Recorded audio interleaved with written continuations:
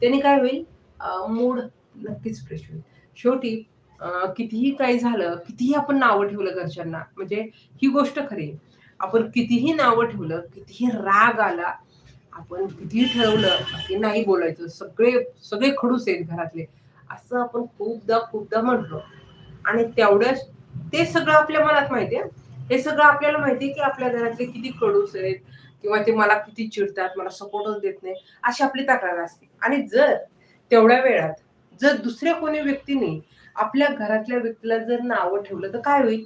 अ, मला नाही वाटत तुम्हाला ते छान वाटेल. तुम्हाला तुमचा राग तो बाजूलाच जाईल. पण समोरचा व्यक्ती माझ्या घरच्यांना का वाईट म्हटला, ह्याचा तुम्हाला जास्त त्रास होईल. त्याच्यामुळे असं असतं, की एखादा जर सपोर्टिव्ह तुम्हाला तुमची मैत्रीण जर तुमचा राग घालवायला आली आणि तिने जर असं म्हटले, की "जाऊ दे गं, राग सोडून दे तुमच्या नाहीतरी घरातले सगळे खडूसच आहे. एक पण चांगला व्यक्ती नाही."